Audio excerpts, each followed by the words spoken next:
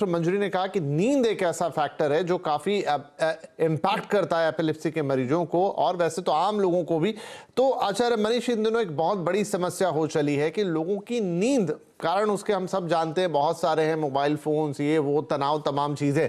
लेकिन क्या कोई नेचुरल तरीके हैं जिनसे आप अपनी नींद को थोड़ा बेहतर कर सकते हैं? क्योंकि नींद काफी इंपॉर्टेंट है और अगर उसकी कमी हो तो फिर हमने देखा ही कि वो कहां कहां और कितना डैमेज करती है।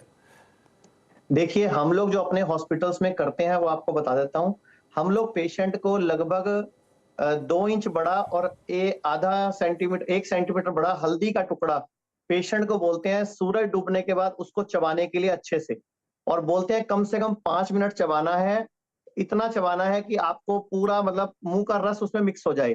तो जो पेशेंट हल्दी को 5 मिनट चबाता है, तो जो हम लोगों ने देखा है कि 95% तक पेशेंट उसके बाद जो नींद डिसऑर्डर्स है उनके, डिप्रेशन की वजह से, एंग्जायटी की वजह से, इंसोम्निया की प्रॉब्लम, सिर्फ हल्दी चबाने से, पेशेंट की कच्ची हल्दी, उसको बहुत रिलीफ आता है। और सुबह खाली पेट हम पेशेंट को 5 कड़ी पत्ते चबाने के लिए बोलते हैं, खास तौर पे मिर्गी के पेशेंट को।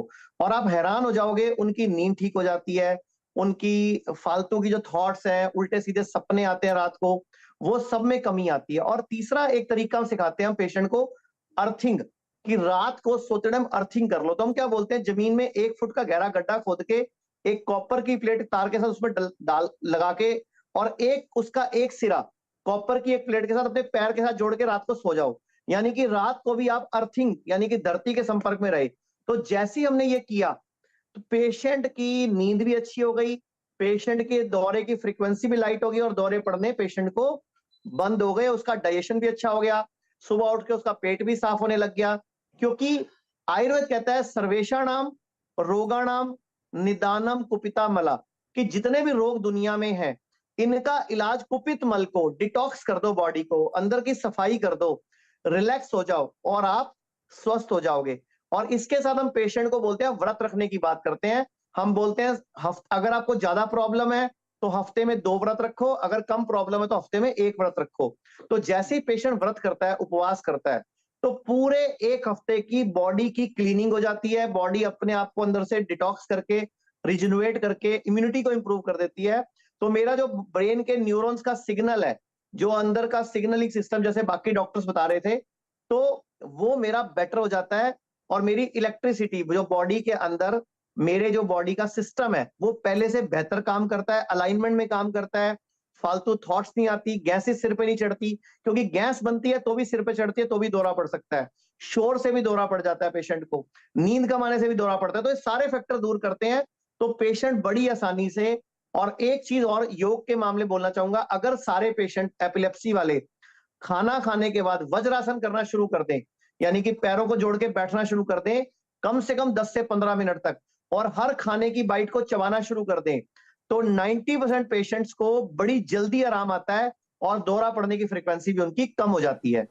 ठीक है, चलिए, ये कुछ अच्छे उपाय जो कि एक बिना किसी आपको ज़्यादा कुछ उसमें करने की ज़रूरत नहीं, हल्दी खाना, नीम का पत्ता, तो ये घरेलू उपाय भी हो सकते हैं, आयुर्वेद में बताए गए हैं। तो इनसे आपकी नींद बेहतर होगी और जैसा कह रहे हैं डॉक्टर साहब की, कम होगा अगर कुछ ज़्यादा परेशान है मिर्गी एपिलेप्सी से।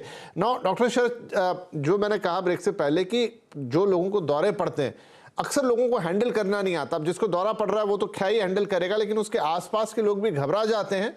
तो क्या कोई प्रोसीजर है कि अगर किसी को फीट्स आ रहे हैं या मिर्गी का दौरा पड़ रहा है तो क्या किया जाना चाहिए उस समय? देखिए, मिर्गी हमने अक्सर देखा होगा, सब लोगों ने देखा होगा, ये एक फर्स्ट एड मेजर होना चाहिए।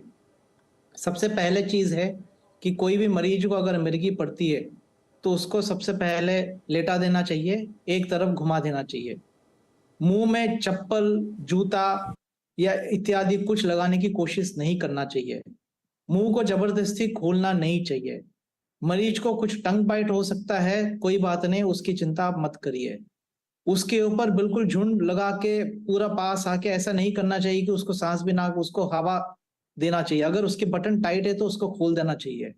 अक्सर 80-90% ऑफ मिर्गी अपने आप 1-2 मिनट में खत्म हो जाती है, स्पॉन्टेनियसली खत्म हो जाती है। मोस्ट ऑफ द पेशेंट्स जो अक्सर मिर्गी की बीमारी है होती है, उनके पास कुछ एविडेंस होता है कि हाँ, मैं मिर्गी की बीमार हूं, अगर ये प्रॉब्लम है तो मेरे को यहाँ ले जाइए, इस तरह का कुछ इंस्ट्रक्शन पाया जा सकता है। अगर दौरे 3 या 4 मिनट से ज्यादा पड़ रहे हैं तो उनको तुरंत कोई बगल वाले हॉस्पिटल में ले जाना चाहिए। लेकिन 95, 96, 97% ऑफ दौरे 1-2 मिनट में अपने आप खत्म हो जाते हैं। जी ठीक है, तो ये एक स्टैंडर्ड तरीका है, आपको क्या करना है, घबराना नहीं है, ना अशेम्ड होना है, ये भी एक दिक्कत रहती है, आप शांति के साथ उसे हैंडल करना है। और आई थिंक आज के शो में बहुत विस्तार से बात हुई कि मिर्गी पहली बात तो एक लाइलाज बीमारी नहीं है, उसके बहुत सारे उपाय हैं। आप चाहे प्राकृतिक चिकित्सा से करें और बाकी आप जो मेन थेरेपी हैं जो डॉक्टर साहब बता रहे हैं कि दवाइयों से हो सकता है, ज़्यादा ज़रूरत पड़ी तो ऑपरेशंस भी होते हैं और ये ठीक हो सकती है। क्यों होती है उसके कारण भी हमने जान लिए। तो इसमें सबसे पहली बात कि कोई ना शर्माने की ना झिझकने की ज़रूरत है, अवेयरनेस की ज़रूरत है, इसके बारे में जानने और समझने की ज़रूरत है और क्या कारण है कि ये होती है और कौन सी चीज़ें से और ट्रिगर करती हैं और कैसे आप उससे रिलीफ ले सकते हो। आई थिंक ये सारी बातें आज यहाँ पर हुई हैं। आप सभी मेहमानों का बहुत शुक्रिया। एंड इंपॉर्टेंट ये है कि अवेयरनेस जिसकी मैं बात कर रहा था, जानकारी के अभाव में ये मामला थोड़ा और खराब हो जाता है, लोग इसको कुछ अलग एंगल से देखने लगते हैं। आई थिंक वो चीज़ भी यहाँ से खत्म होती हुई हम देख पाएंगे। बहुत शुक्रिया आप सभी का इस कार्यक्रम में शामिल होने के लिए। नमस्कार।